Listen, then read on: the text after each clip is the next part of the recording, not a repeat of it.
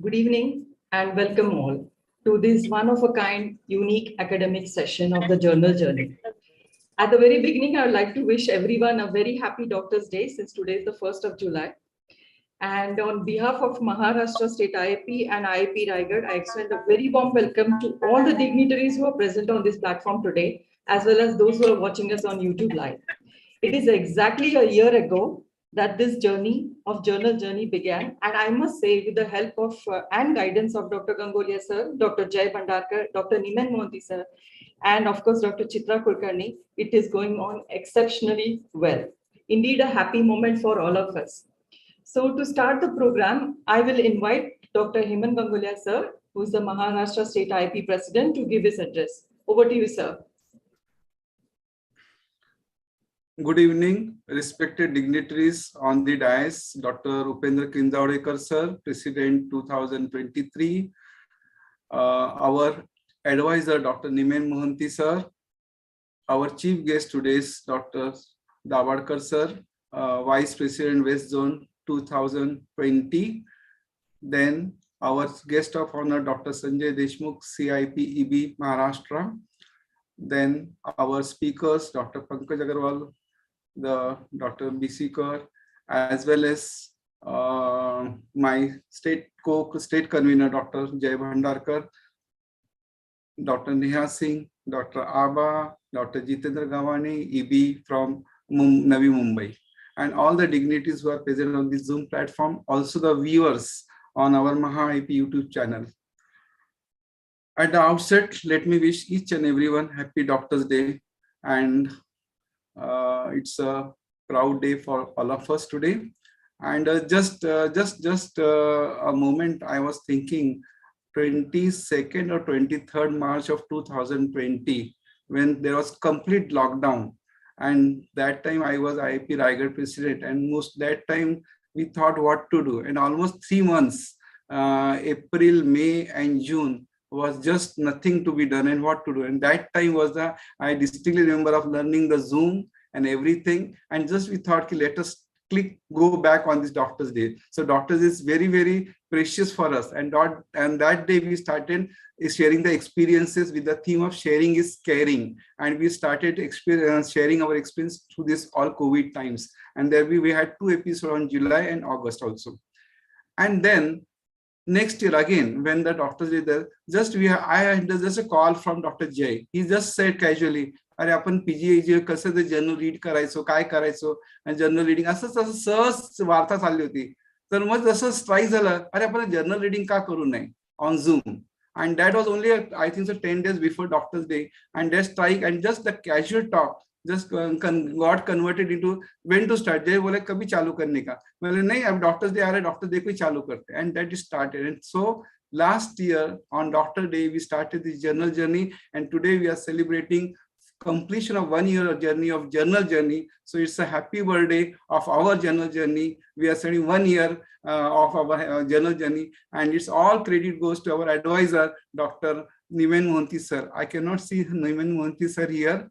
Probably he must have not joined, but it's all current. After Jay spoke me, apne kaise chalu karne ka. So we had a Zoom meeting with Mohanty sir, myself and Jay, and that all crystallized on that Zoom meeting, and we did it. And of course, then we got all the support of our that time IIP Raigad President Dr. Sunita Ingle Madam, as well as Dr. Chitra Madam, and all the these supporters from Raigad. We got to be done. And let us see today's what articles we have to hear about. And so wish you all the best. And I am sure that this program will be excellent. And let's see how much this journey goes, because now it has gone to the one more level higher from IIP Raigad went to the state IIP. Let's see how it reaches to the national level also. So, and therefore I thank Dr. Pramod Wankhede sir, our president of Raigad also, for giving us the chance to work with him, and in association with IIP Raigad, we launched this program on MahaIP platform also. Thank you very much, Dr. Wankhede sir, his team, Dr. Dhananjay Rajput, Dr. Vikas More, and with that, I wish you all the best. And let's hear what we have to for today. Thank you very much. Thank you so much, sir. Now I will request our IIP President, Dr. Pramod Wankhede, sir, to say a few words. Sir. Over to you, sir. Unmute yourself, sir. Thank you, madam. Thank you very much. And good evening to all.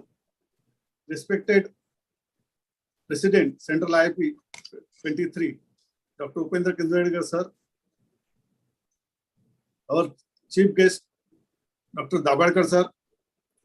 Past Vice President, Central IIP, and Godfather of IIP Raigad. Our guest of honor, Dr. Sanjay Deshmukh, Executive Board Member, Central IIP. Our main force behind this journey, Dr. Mohanty sir, our guide,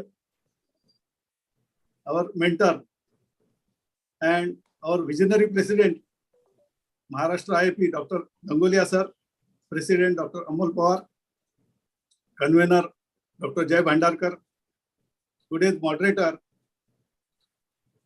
Dr. Abasaheb Patankar, past President IIP Raigad, Sunita Ingle Madam, past President IIP Raigad, today's presenter, Dr. Bishikar sir and Dr. Agrawal sir, the main drivers of this journey, Dr. Bhandarkar, Dr. Chitra Ma'am, and Dr. Neha Singh. Dear friends, at the outset, I just congratulate you all on the eve of Doctor's Day and on the occasion of completion of one successful year of this journal journey. Journal journey, we started, as Dr. Gangolia said, एक छोटासा रोपटं आम्ही IIP रायगडच्या दारी लावलं होतं आणि त्याचा एवढा मोठा वटवृक्ष होईल असं वाटलं नव्हतं. एक 4-5-6 आमचे honourable members, doctor Mohite sir, doctor Gangolia, जय भांडारकर, आबासाहेब पाटणकर, सुनील सेठ, सुनीता मॅडम, मायसेल्फ, आम्ही जस्ट असा विचार केला आणि वी स्टार्टेड ऑन प्रायोगिक तत्वावर आम्ही सुरू केलं. And then Maharashtra IIP has developed it, and now you are seeing the result. So many stalwarts are connected with these programs, and we get opportunity to listen them, their expert advice, their thoughts.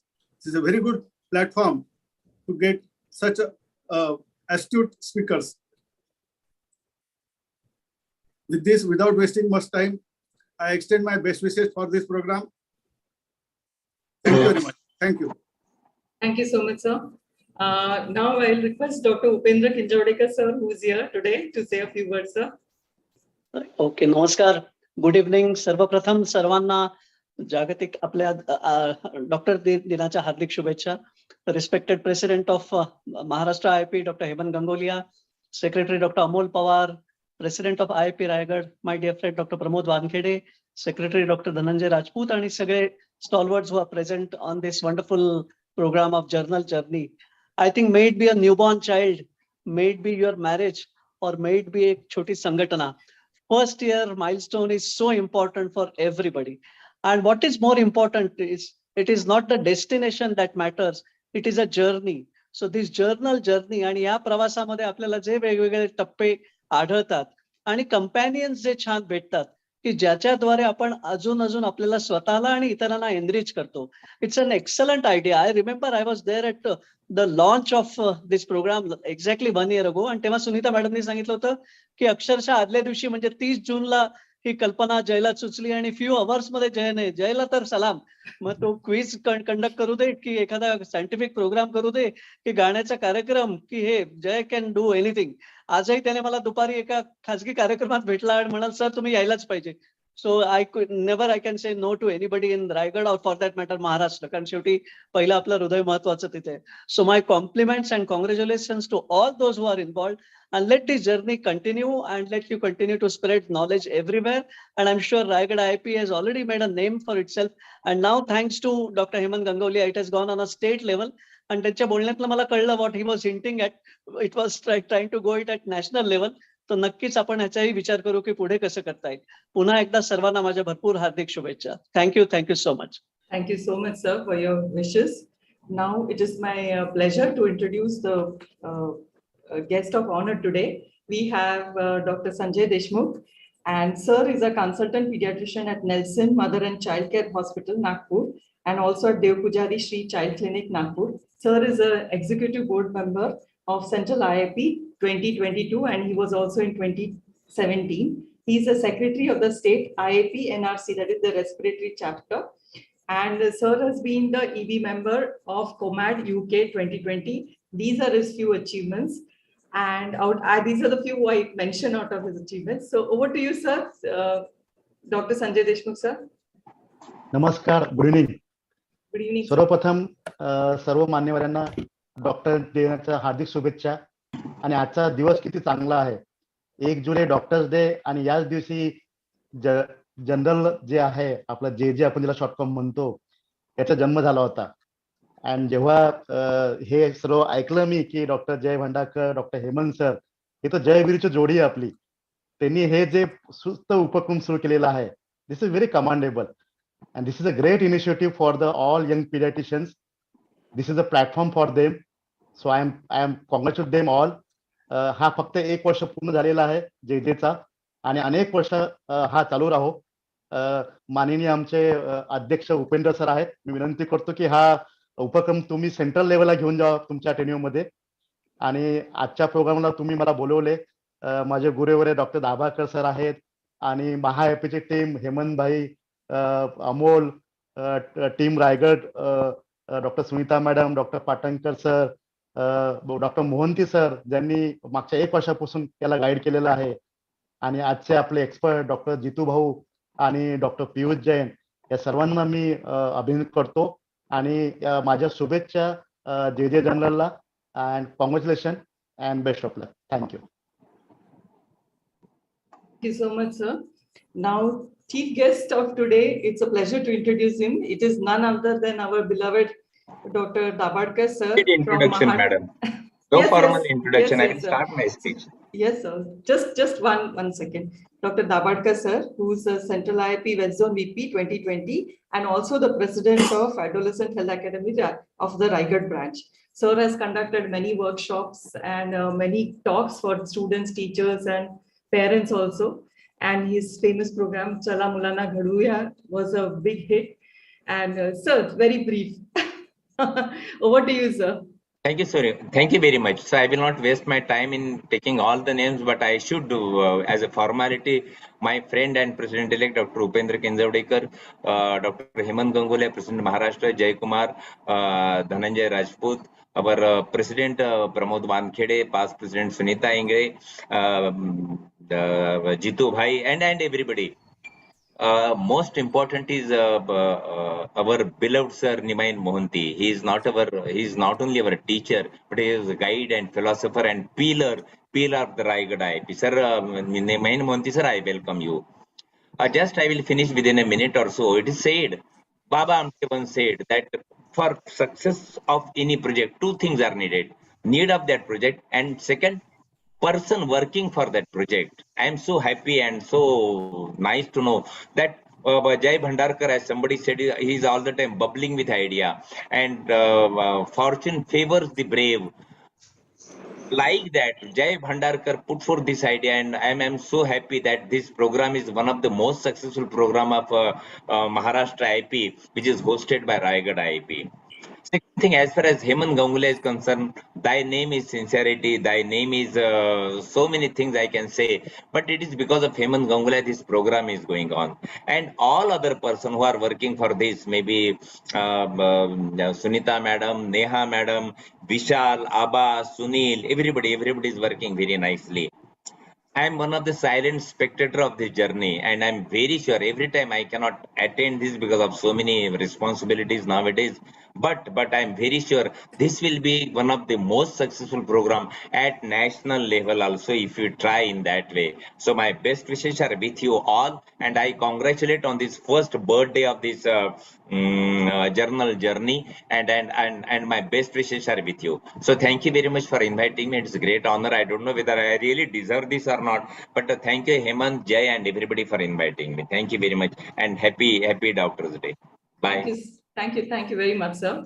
Now I will request Dr. Jay Bhandarkar, who is the convener of MAHA IIP, to introduce our expert, Professor Jitendra Gawane, and speaker, Dr. Pankaj Agarwal. Over to you, Doctor. Dhanyawad, thank you. Before introducing Dr. Jitendra Gawane, I will speak for 1 minute. Always Dr. Hemant said that it is casual talk. There is never casual talk for me. Usually I have that frame of idea fixed. But डोक्यात पूर्णपणे idea clear असते तेव्हाच मी phone करतो तर मी आय role the programme. मला वाटतं हे त्यांच्या लक्षात आलंय की मला माहित नाहीये त्यामुळे प्रत्येक वेळी ते कॅज्युअल हा शब्द वापरतात. Please don't use hence forward the casual word. I never casual in my life. जरी मी कॅज्युअल टीचर मध्ये असेल तरी आयडिया फार क्लिअर असते काय करायचं आहे ते.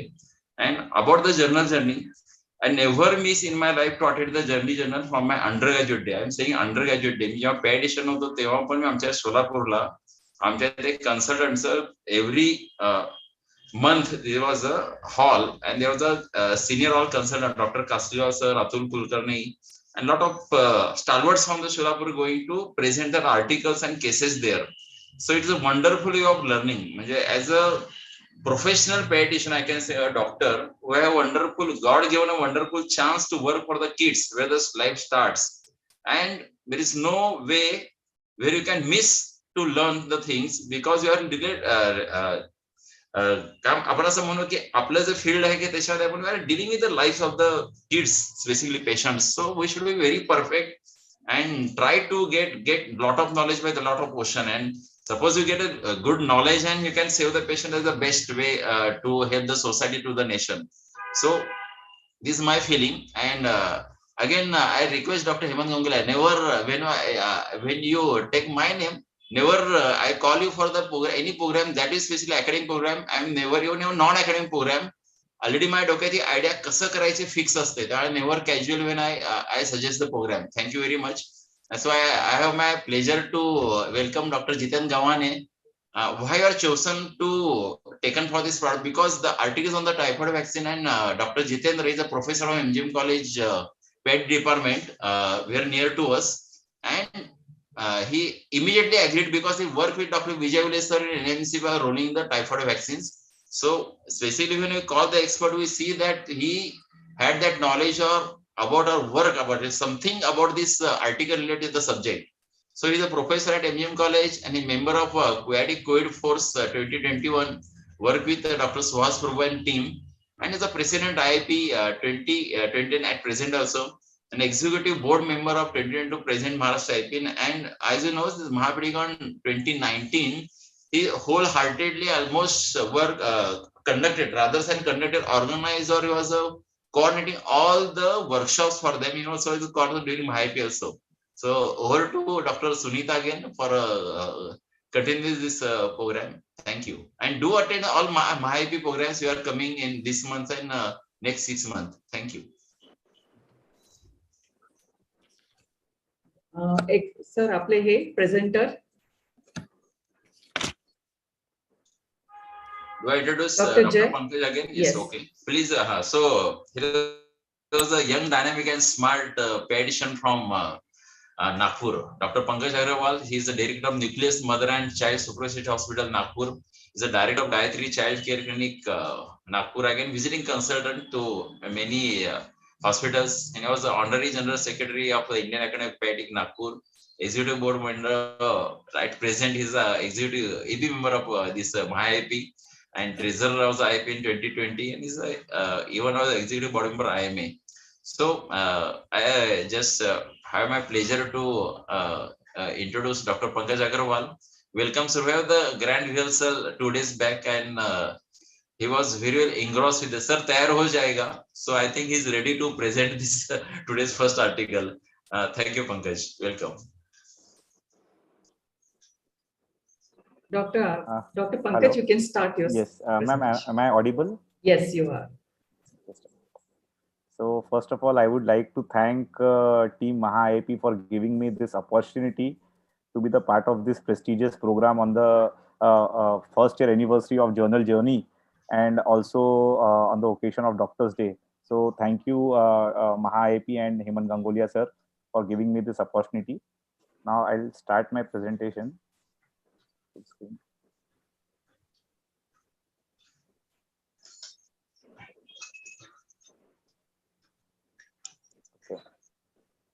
Is slide visible to all?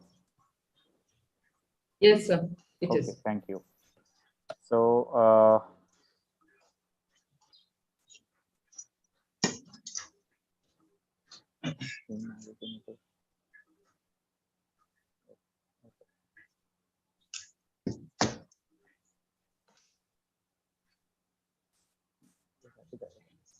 उघडी पाठव ना. हो हो ठीक. Yes, ma'am, I'm trying to scroll the screen.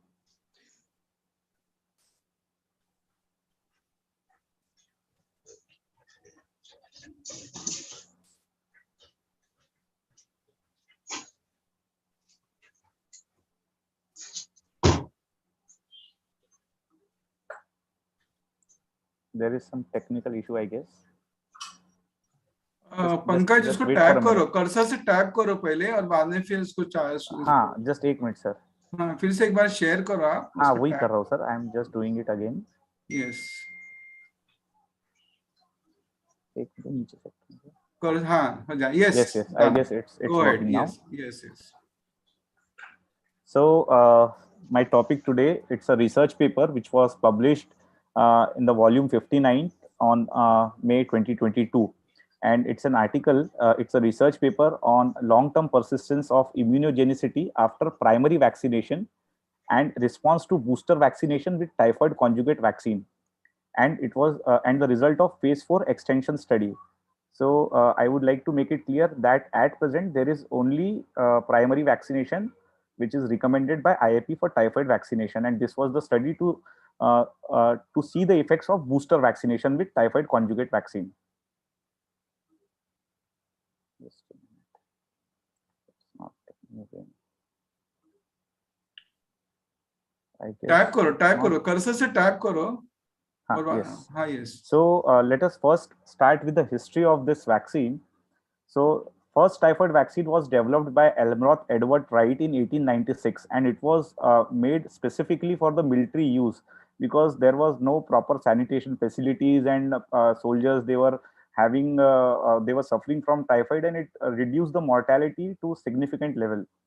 Earlier polysaccharide, monovalent, bivalent, and trivalent vaccines were used in the previous days. And though because it was polysaccharide vaccine, we have to give booster doses every 3 years. Then came the oral typhoid vaccine, which was prepared by a genetic engineering model. And it was also again booster doses was needed, and that vaccine was given for 6 years and above, children for 6 years and above. Now, there came, after that came the vaccine, parenteral VI polysaccharide vaccine, which was given above 2 years of age, and booster every 3 years was required for that vaccine also. Then a conjugate vaccine was developed, Pedatif VI antigen of Salmonella typhi conjugated to TT protein, and it was recommended for 3 months and above, but they have failed to provide data on this vaccine. So this vaccine is at present, I guess, discontinued.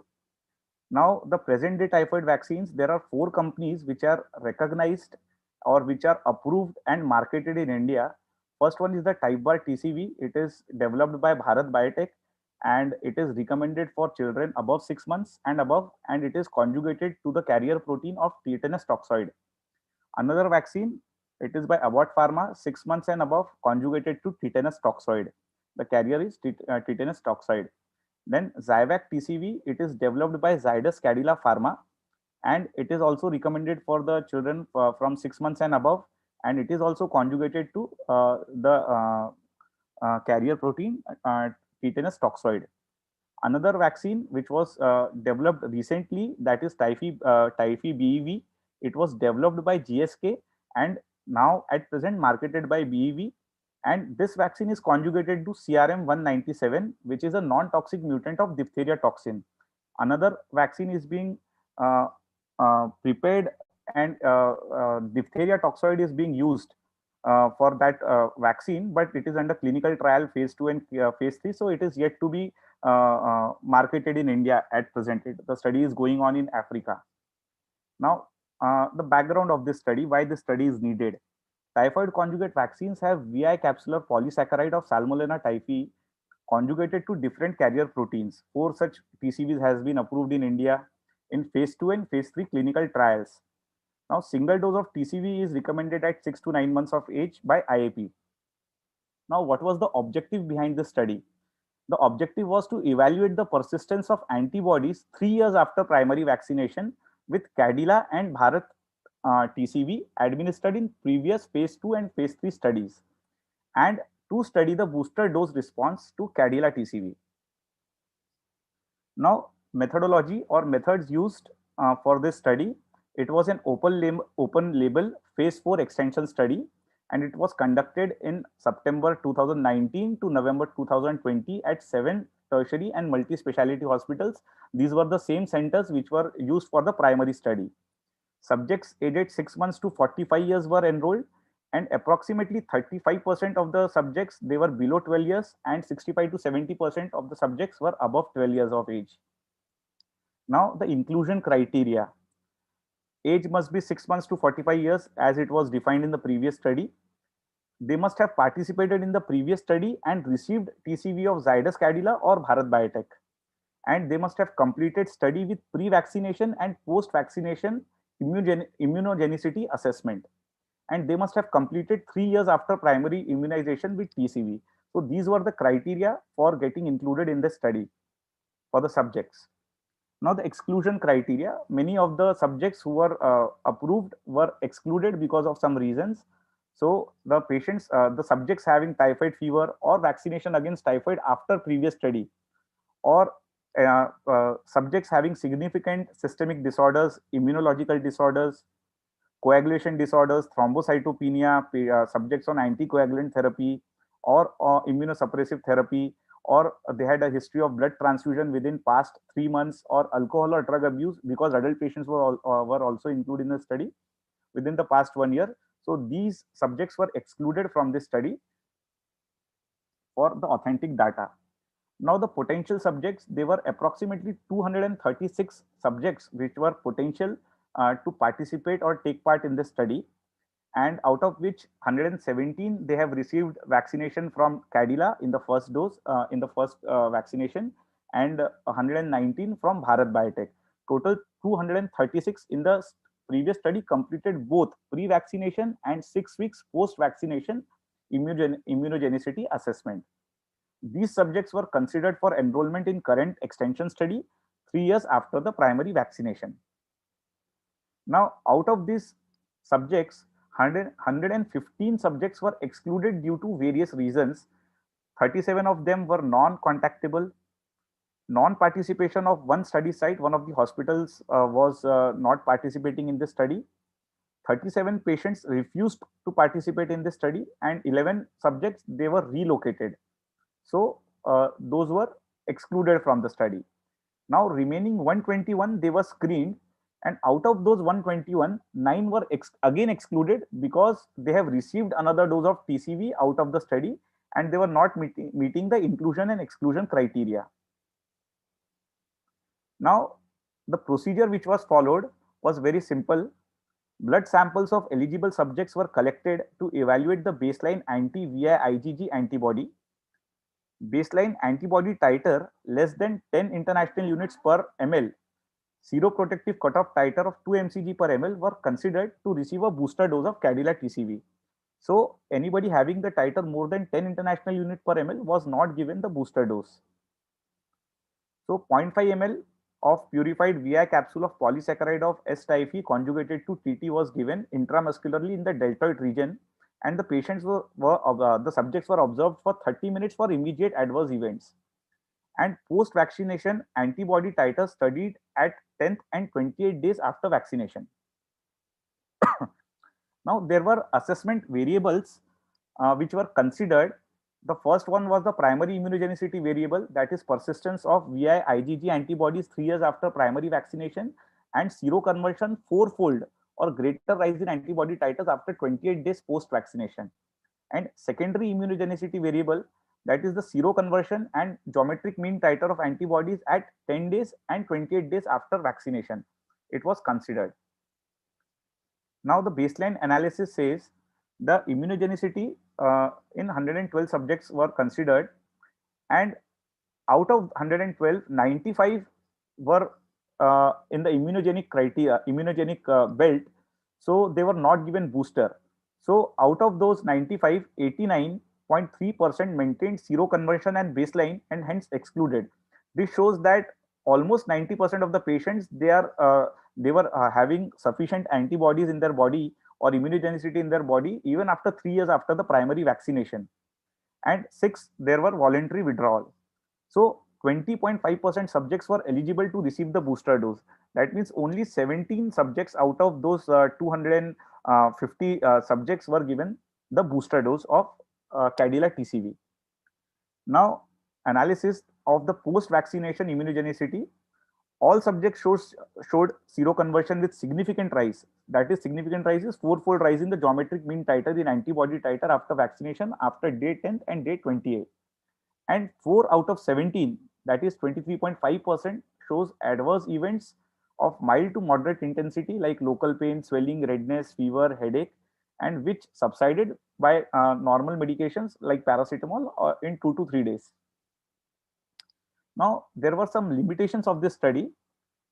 Only 50% of the subjects who completed the previous phase 2 or phase 3 study were enrolled, and selection of 10 international unit per ml, that is 2 microgram per ml, as cutoff for considering booster vaccination. Non-evaluation of other immune response parameters such as IgG subclass response, functional antibodies response, cell-mediated immune response, etc. was not evaluated. And post-vaccination immunogenicity studied for only 17 subjects, though it was an extension study, but the number of people who participated or the subjects who received booster vaccination was very less, that is only 17. And of course, this study was sponsored by Cadila TCV, so there is some potential conflict of interest for this study, I must say. Now, the conclusions of this study: the geometric mean titers of antibodies at day 10 and day 28 after booster vaccination were significantly higher as compared to primary vaccination. But there was significant persistence of immunogenicity after primary vaccination with both the TCVs, and robust immune response after booster with Cadila TCV. And 23.5% of the vaccinated subjects reported adverse events of mild to moderate intensity like local pain, fever, redness, headache. Now, there were some other studies related to typhoid conjugate vaccine, and the conclusions I have mentioned here. So almost all subjects in one of the studies, it was observed that almost all subjects aged 6 to 23 months at primary vaccination and who did not receive booster dose subsequently maintained antibody titer more than 2 microgram per ml at 7 years after vaccination. So it's a huge number. Study conducted by Bharat TCV, subjects maintaining long-term seroconversions at 2 years, 3 years and 5 years after primary vaccination. It was very high. It was approximately 70%. Then TCV was safely co-administered at 9 months with yellow fever and measles, rubella. The study is going on in West Africa, and single dose was immunogenic. So the safety data is very high for TCV, and recently developed vaccine with carrier as CRM 197 versus the vaccine with TT carrier protein. There was a study which was conducted recently, but there is no the results are there is no apparent difference between the safety profiles, and TIFI-BEF is non-inferior to Type-BAR TCV. But the long-term immunogenicity data again with CRM 197 vaccine is not available because it is developed recently. Now the take-home messages from this study was: all children between 6 to 9 months must receive single dose of TCV. There is currently no recommendation provided for booster dose of TCV as primary immunogenicity or is very high. We have seen from all the 2 to 3 studies which were conducted, and data from the current study and long-term follow-up study will help policymakers to decide on the booster dose of TCV. Thank you. Thank you so much, sir. Now I will invite the expert, Dr. Jitendra Gawane, sir, to give his comments, sir.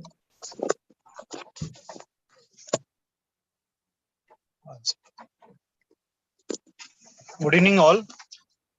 Thank you, IIP Raigad and IIP Maharashtra for giving me opportunity to share my views on the particular paper presented by Dr. Pankaj. Pankaj, you presented it very well.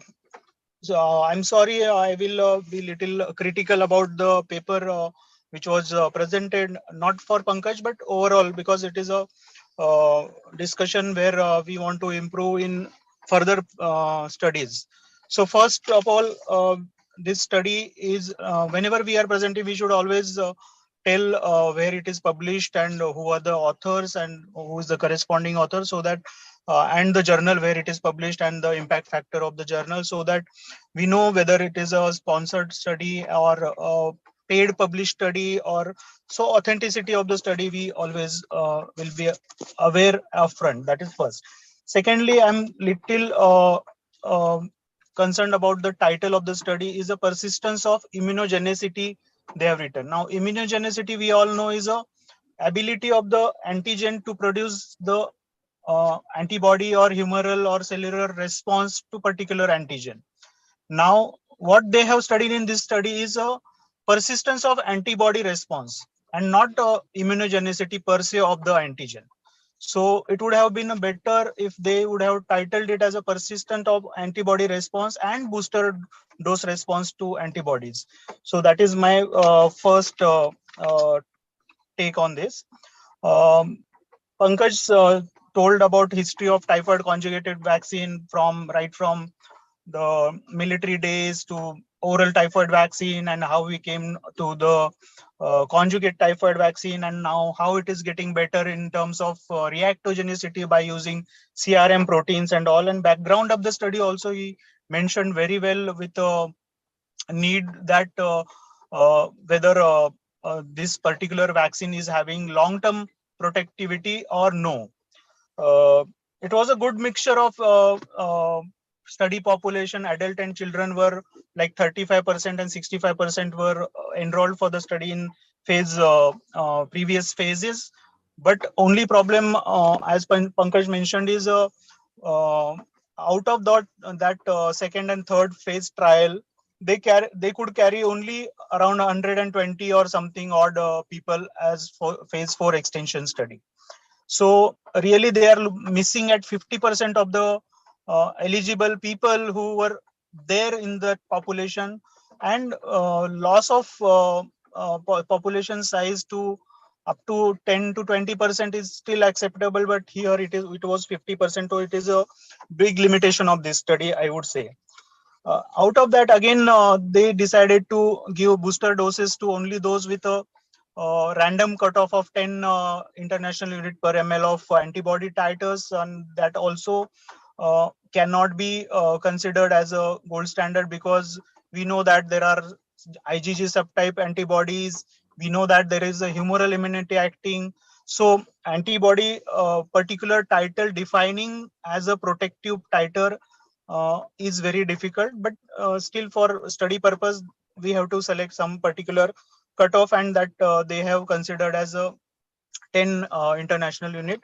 And only 17 children could satisfy, 17 adult and children could satisfy this criteria. So really, again, extrapolating to the huge population, although it is a phase 4 extension study where the exact number of subject is not defined, is okay with phase 4 study, but still 17 number to come out with a recommendation to give booster or not to give booster, it will be a very we will say very aggressive. So that is one thing about this study. Other studies also, Pankaj mentioned that where other studies it compared with this present study, and Minhas Bhai has asked what is the difference between phase 4 study and phase post-marketing surveillance study. So there are 4 phases of studies whenever we take new study. First study is always, this is of course I'm talking about the medical drug trials or vaccine trials. The first is always a safety profile study. So unless we do phase 1 safety profile study, it will not be licensed, and most of the studies will get vanished at stage 1 itself, stage 1 study. Then 50 to 60% of this from this level to stage 2 study goes and sees the day of the light, and remaining gets discarded because there are very stringent criteria about the safety of the vaccine or the drug. And in stage 2 study, they see the limited number of control trials they do on limited population with stringent inclusion and exclusion criteria, and they come out with the efficacy of the particular drug or particular vaccine. And then this is extended to the stage 3, where substantial number of children are enrolled, and they look here efficacy as well as reactogenicity or adverse effect to particular drug. And after stage 3, it can be marketed. Phase 4 study is a we can say it is as good as a post-marketing surveillance, where once vaccine is available in the market, real world data they want to study, so they can call it as a phase 4 study, or they want to add some inputs to the study or additional points to the study, then it becomes a stage 4 study. Like here they have tried to add the booster to the existing study population, or it can be just a persistence of antibody response at 5 years or 3 years. They are doing that. That also can be a phase 4 study. So principally phase 4 study is post-marketing surveillance only, but real world data they see, and additional points they can include. That's all from my side. Thank you, sir. Thank you so much, sir. Thank you very much. Thank you so much, sir, for that expert comment. And sir has already answered the question which has come up in the chat box. So we will go ahead with the next presentation. I will request Dr. Vikas Mori, who is the VP of IIP Raigad, to please introduce the expert and the next presenter, please. Dr. Vikas, over to you. Yeah. Good evening, everyone. At the outset, first, wish you happy Doctors' Day to all of you, and also the happy Jagannath Cart Festival. Now, today we are having an eminent expert neurologist, Dr. Piyush Jain, who practices in Navi Mumbai.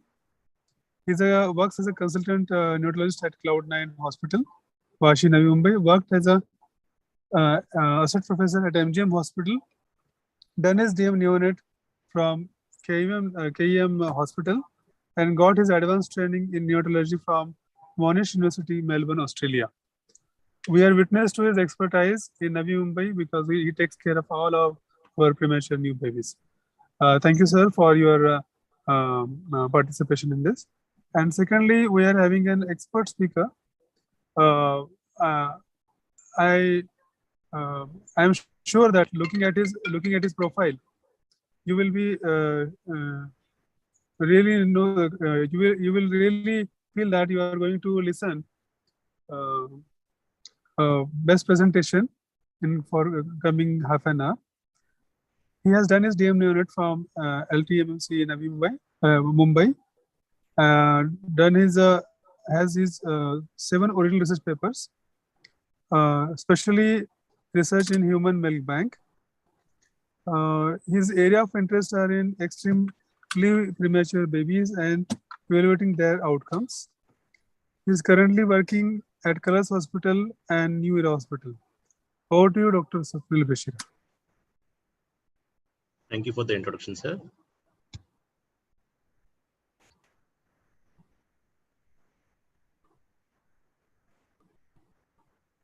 You can start your screen share. Yeah.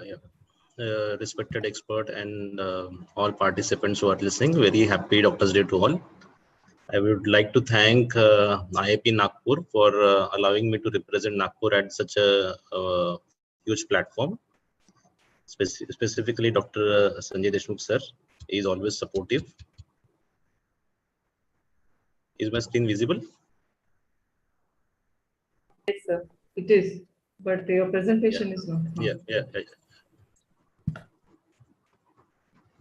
So I'm going to talk about a research paper which was published in Indian Pediatrics in March this year. It stated immunoglobulin profile and lymphocyte subset in preterm neonate. So this has been published by Dr. Rahul Sharma et al. From PJ Chandigarh. I will begin this paper presentation with a small note that it was a very small paper and an observational study.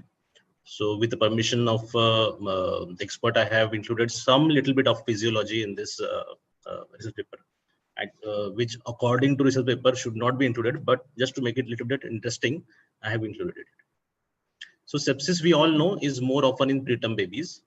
It is most probably assumed to be because of immature immune system. And in paper it is written that is because of a low immunoglobulin concentration. So there were studies on lymphocyte subsets and immunoglobulin which shows varying number of results. So this study aimed to analyze the immunoglobulin profile and lymphocyte subset in this very preterm neonate at birth. So before moving forward, we will just revise a little bit of what immunological reaction occurs when pathogen invade a preterm body or human body. So this is a very busy slide, but I will simplify. Once a pathogen is entered, it is being started with two types of immune response, that is innate immune response and then cell-mediated or humoral mediated immune response. Now this pathogen is being taken, multiple antigens, they are being taken up by natural killer cells. Some TLR receptors are there on dendritic cells. They activate some pro-inflammatory cytokine release, which are IL-1, IL-6 and IL-8, which causes microcoagulations, which cause increased capillary permeability, which causes edema and swelling. Then there is a trigger for chemostasis by neutrophils. This causes increase in CRP. This causes fever. Then there are complement activation, which helps in opsonization.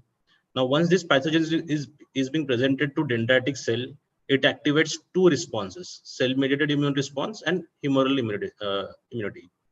Now, this cell-mediated immune response, it is of two types, which activates CD4 cells and CD8 cells, which helps in ultimately curbing that pathogen which is entering the body. Also activates B cell, which in turn activates multiple antibodies productions. Also activate memory cells in form of, so that in future, if the same kind of pathogen occurs, there will be a rapid response from this immune system.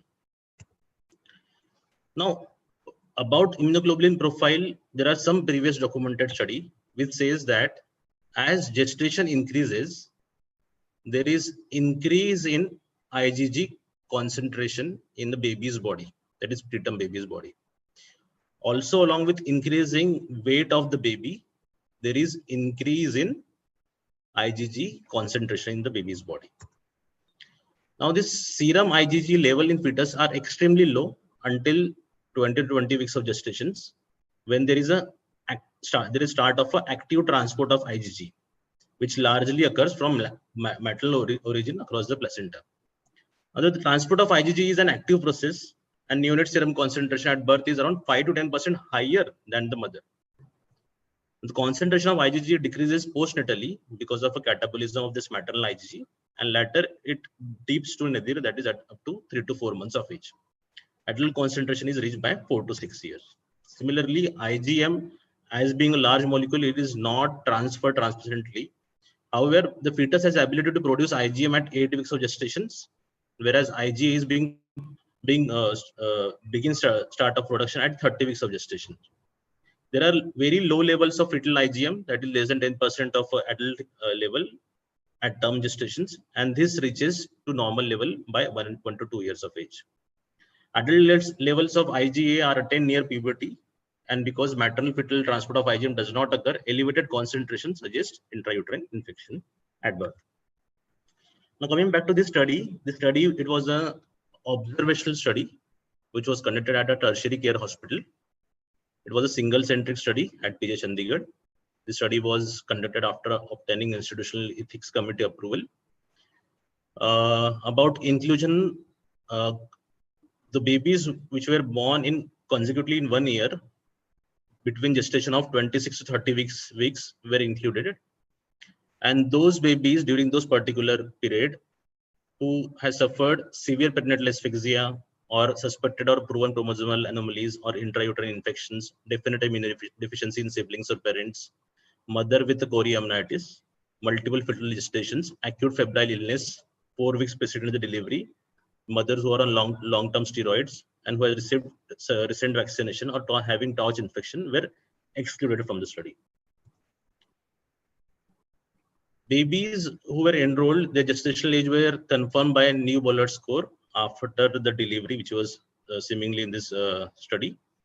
Demographic details of gravidity, mode of delivery, infection during pregnancy were recorded for the mother.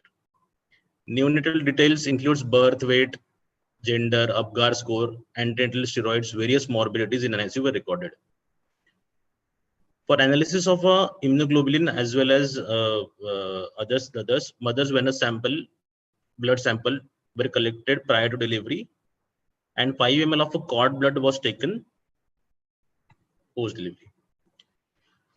Samples were then centrifuged within 24 hours of collections, and the separated serum was then stored in refrigerator at minus 80 degrees Celsius, and then processed later for immunoglobulin assessment.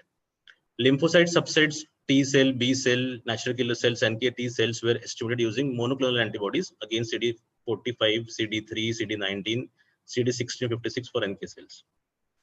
So as there were very few studies, or they have shown that there is no previous studies, convenience sample of 25 mother-infant pair at each gestation were taken. They have used statistical analysis by using SPSS version of 22. Comparison were made by using student t-test, Mann-Whitney U test, chi-square test, Kruskal-Wallis test, and p-value of a less than 0.05 was considered significant. Coming to results, you can see the demographic profile as well as the profile of babies who were included between 26 to 31 weeks, their birth weight, gender, whether they were SG or AGA, and you can see very low number of babies they were having sepsis. Suspect sepsis is on higher percentage, and proven sepsis is almost negligible. Now we will come to table number 2, in which it was shown that immunoglobulin G concentration in mothers, it remains static throughout these gestations, as well as immunoglobulin M concentration, immunoglobulin A concentrations also remain static throughout the gestation. See, you can see at 26 weeks, 7.8 gram per liter, and at 31 weeks, 7.7 grams per liter. So that there is no statistical difference between immunoglobulin concentration of a mother who delivered at 26 weeks versus at 31 weeks. However, cord blood of these preterm neonates, when they are analyzed for immunoglobulin concentration at 26 weeks versus 31 weeks, we're having immunoglobulin concentration of a 4 versus 5.3. And immunoglobulin M concentration was almost static throughout the gestation, as we know that M cannot cross the placenta. Immunoglobulin M cannot cross the placenta. And immunoglobulin A was also analyzed. It will also remain static throughout the gestation. So we can see the immunoglobulin G, the concentration is sequentially increasing. However, it is not mentioned in this study which was published. They have said that there was no difference in immunoglobulin profile of mothers and neonate with or without sepsis. And same was true for lymphocyte subset, which is there in next slide. You can see B cell, T cell, NK cells, and NKT cells. The concentration almost remains same, and there were no clinical significant. The difference is not clinically significant in babies who are born with 38 weeks versus babies who are born at 26 weeks. So this study noted, which was actually known before also, that there is increasing values of IgG occurs with gestation. However, lymphocyte subset concentration did not change significantly. There was no difference in immunoglobulin profile of a neonate and mothers and lymphocyte subset of a babies who develop sepsis and who do not. However, the table is not there in this study published. Then there are various other studies by Ozdemir, by Sharma, which are in same congruence with the study that as the gestation increases, there is increase in level of immunoglobulin G. Also, immunoglobulin A and immunoglobulin M IgM in healthy preterm neonates and found that IgA was absent in most cord blood sample. However, it is present in this study. The reason is not stated in the study. As IgM does not cause placenta, hence high cord IgM may reflect underlying IU infection. As IU infection mother were excluded in this study, the values we are not able to generate for the study. On the similar line, Barrington et al. Comparison was done with the study. They found that almost similar results are there in these two studies. Now, limitation was what they have explained is it is a small sample because of small sample size. They cannot what you call as more to go in depth of the result of the study. There were, according to me, there were low number of preterm babies who developed sepsis, which is a good part. However, for analyzing, this table was missing. Cross-sectional studies at different gestation, which will actually, for example, using Fenton chart versus Ehrenkrans chart, you can see the actual if a baby is born and what is happening to the baby post-birth. This is not visualized in this study, as the study was not designed to do so. And whether the mother received antibiotics prior to delivery and whether it has impact on control of any kind of subclinical infection is also not mentioned in the study. Now, what this study is telling about something which is good is that sepsis incidence was very low. That means there is no role to chase such kind of low level of immunoglobulin by giving prophylactic antibiotics, which is this thought of no role of prophylactic antibiotics is again strengthened by the study. Also, there is no role of prophylactic non-specific or specific IVIG being administered, as even though they have low level of immunoglobulin at 26 weeks, this baby not virtually developed sepsis, though the outcome data is not very much justified, not very much explained in the study. Now, reason for inherent tendency for increased risk of sepsis in preterm is not explained in the studies.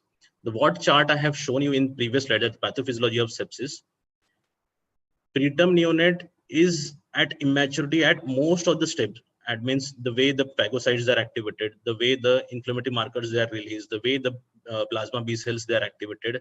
The preterm neonate, they are having some kind of immaturity at most of the steps. So actually, which step is involved in preterm neonates, that is we are not able to understand in the study.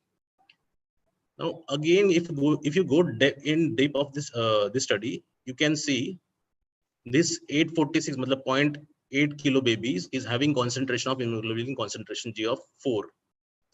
And at 31 weeks with a birth weight of a 1369, that is around 1.35, the baby is having immunoglobulin concentration of 5.3. If you take per kg weight of immunoglobulin per kilo body weight, they almost come out to be 5.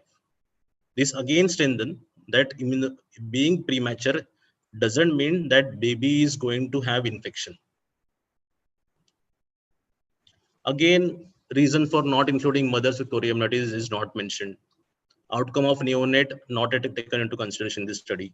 What kind of hemodynamic impairment means at each step, if a baby is having low immunoglobulin profile, whether that triggers more of inflammatory marker or less of inflammatory marker, and what is its impact on hemodynamic impairment is not mentioned in the studies. Tables regarding analysis of sepsis preterm is completely missing in the study.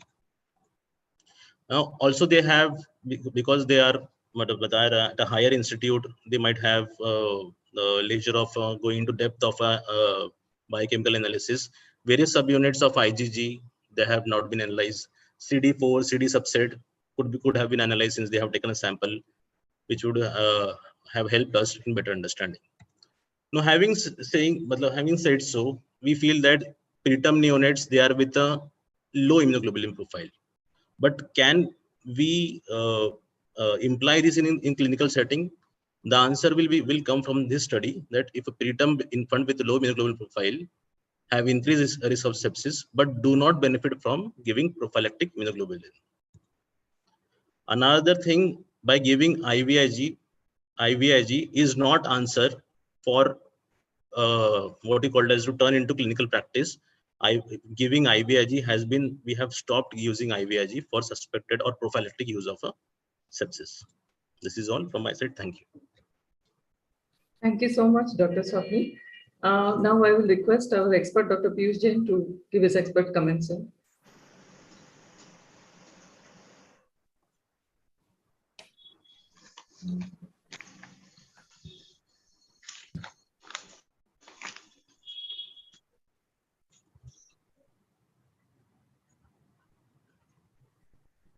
Dr. Piyush Jain, please, sir.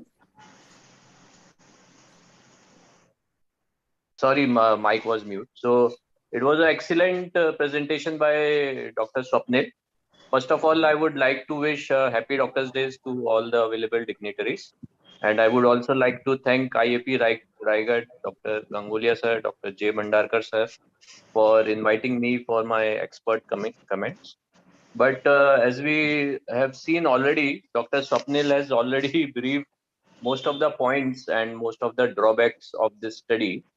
So as we all know, preterm infants still, if we see in the most of the smaller units, peripheral areas, still the sepsis is the #1 cause of neonatal mortality in preterm babies.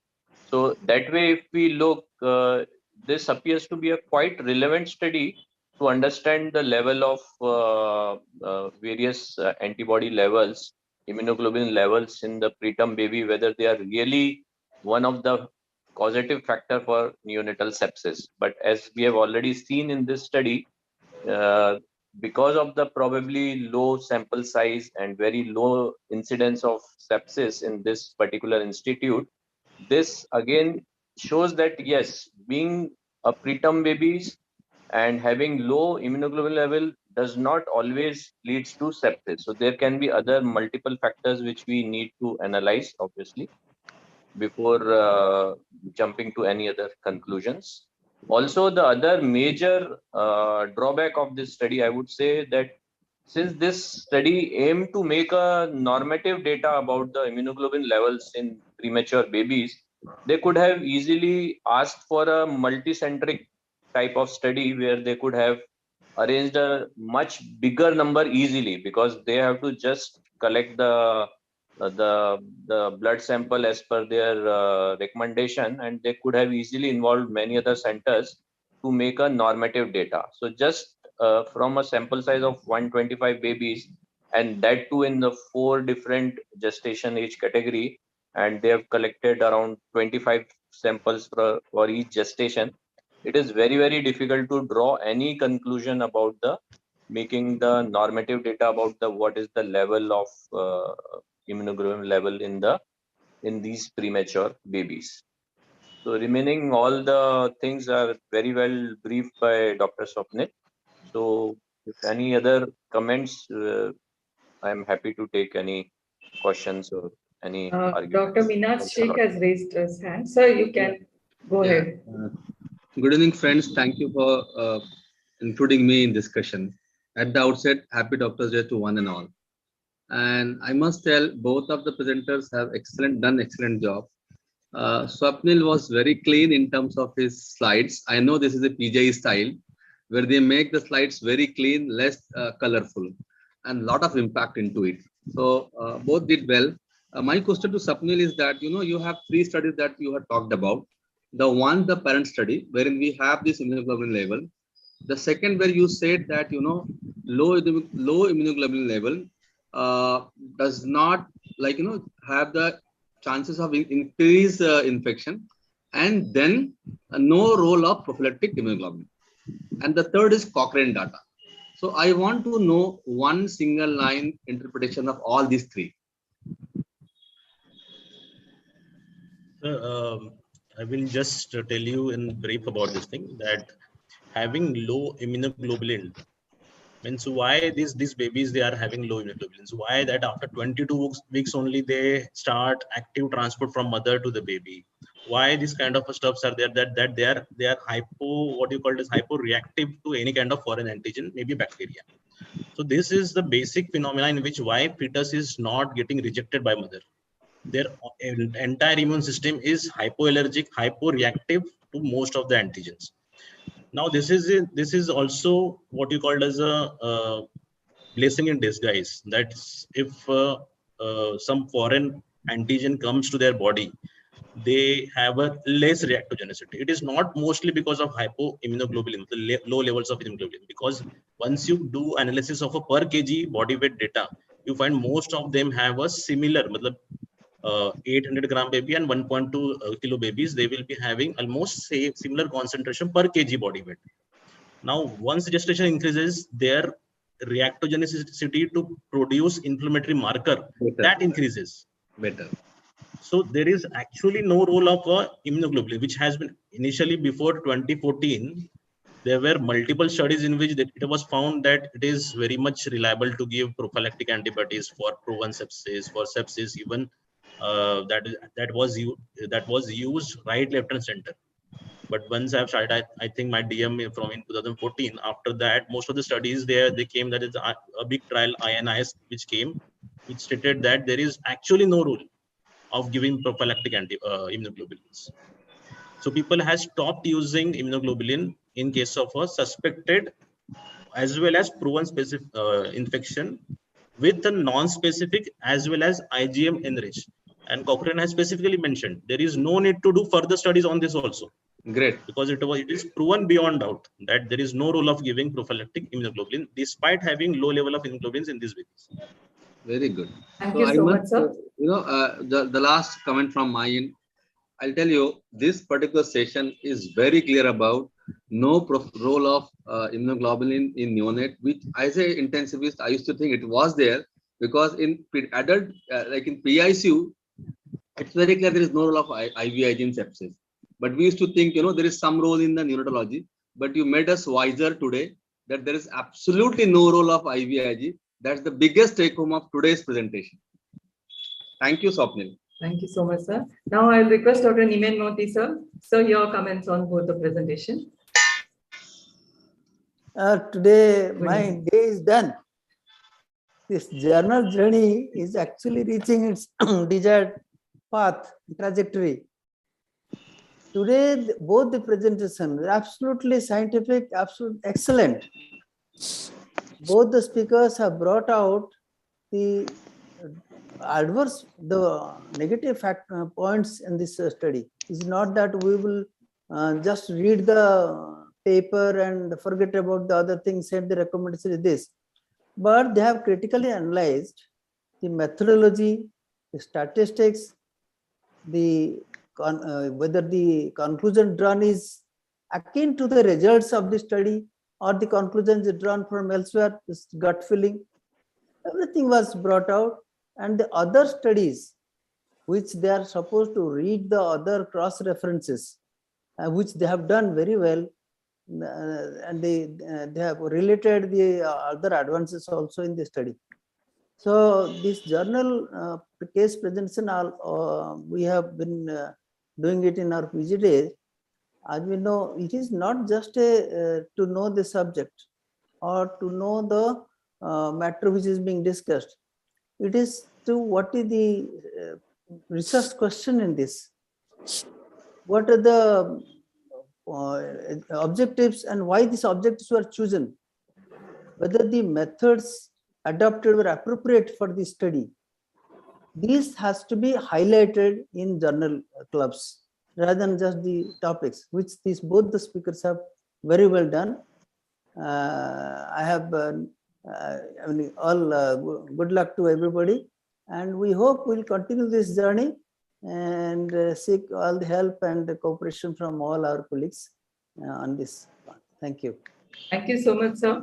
Maybe we can take one or two questions. Dr. Abha? Yeah, good evening, ma'am. Actually, questions are not there in the chat box. Only one question I could see from Dr. Sanjay sir. He wants to know when that OCARD vaccine is going to be launched. If Jitendra can take up this question. I'm not aware about launching time. Okay. Otherwise, from my side, excellent presentation. Thank you, Sunita ma'am, whole team of IIP Raigad and State for involving me in this. And it is really, as Dr. Mohanty sir said, great feast, actually extraordinary feast. I would rate this one of the best journal journey ever, and which is like a first annual celebration. it will be remembered forever. Dr. Swapnil and Dr. Pankaj, kindly, great. You are absolutely fantastic. And both the experts were absolutely fantastic. Guide. Piyush Jain sir, nice comments. And Dr. Jitendra, nice comments. It is actually, I'll be remembering this forever. Great journal journey. All the best to you. Thank you. Thank you so much, Dr. Abba, for your kind words. Dr. Jay, quick comment if you want. जब मंजिल खूबसूरत हो तो रास्तों की परवाह नहीं करनी चाहिए. There is things, so the journey continues. The excellent presentation by Dr. Pankaj and Dr. Swapnil. I was the first presenter of the first Journey Journal Club. Though I don't mind, step लेना पड़ा. So, as Mohanty sir expect that journal articles should have mention of the criticalness also. म्हणजे त्याच्यामध्ये कुछ क्या problem है वो भी बताना बहुत जरूरी है. So that criticism is also very very important. So that कोई अगर next study कर रहा है तो he can just see that yes, these things should be corrected in the next study. So thank you very much. And I had a question, but let us discuss later. And thanks, so that we improved a lot from almost 1 hour and 45 minutes the first Journey Journal Club, and step by step improved very very much, and all presentation and other things are very crisp, and so that बहुत long या करके boring करके नहीं हो रहा है, तो एक very systematic it was now I'm going to done. And I hats up to the all two presenter, presented very well, and special thanks to Mohanty sir for supporting whole year. Even he gone the bypass surgery 2 months back. Even मुझे लगता है कि bed पे नहीं थे, लेकिन ICU में से मैसेज भेज रहे थे कि yes, what is going on. So he has a continuous follow up. And Dr. Chitra is not there. She has so they both are the main pillars for this Journey Journal for continuation, and Dr. Neha and Dr. Vishal, and almost Dr. Hemant sir. So thank you very much. Wish you all the happy Doctors Day. Thank you, Dr. Jay. Thank you very much. And please attend all our academic activities coming next, I can say, whole year or whole life. Thank you very much. Thank you, Dr. Jay. Now we'll go for vote of thanks. Over to Dr. Dhananjay Rajput, who is the Secretary of IIP Raigad. Dr. Rajput. Thank you, madam. Thank you. At the outset, first of all, I would like to wish all the dignitaries happy Doctors Day. Today is the first anniversary of our journal journey. The journey began 1 year back, and it is very apt to have our first anniversary on the Doctors Day.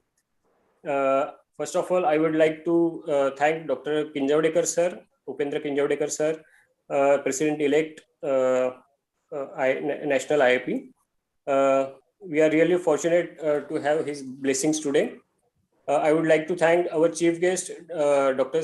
Dabharkar sir, for his guidance every time. Special thanks to today's guest of honor, Dr. Sanjay Deshmukh sir. Sincere thanks to our experts today, our own Dr. Jitendra Gawane sir, as well as Dr. Piyush Jain sir. Special thanks to our speakers today, Dr. Pankaj Agarwal sir and Dr. Swapnil Bishikar sir, for their wonderful presentation. And special thanks to Dr. Mohanty sir. As already Dr. Jay sir said about him, that he is the main pillar of our journal journey. His guidance to all the speakers every time, he goes through the every article and gives his feedback. So thank you very much, sir. Sincere thanks to our moderators today, Dr. Patankar sir and Dr. Sunita madam. Thank you very much to our President, Maharashtra IIP President, Dr. Gangolia sir, Secretary, Dr. Amol Pawar sir, and our state convener, our own Dr. Jay Bhandarkar sir. It was their innovative idea, Dr. Gangolia sirs and Dr. Bhandarkar sirs, that we could start this journal journey. Sincere thanks to Dr. Wankhede sir, our Raigad IIP President, Dr. Vikas Mori sir, Vice President, Raigad IIP. Sincere thanks to Dr. Sheikh sir for his inputs. He was my teacher during my PG days. Thank you very much, sir. Sincere thanks to Dr. Neha madam and Dr. Chitra madam for their meticulous planning every time and for their innovative ideas. Sincere thanks to Dr. Vishal Rao sir, our digital backbone of Raigad IIP. And finally, sincere thanks to Ms. Pallavi for making this Maha IIP platform available for this wonderful session. And sincere thanks to all the dignitaries who are present on this online platform. Thank you one and all. Thank you very much.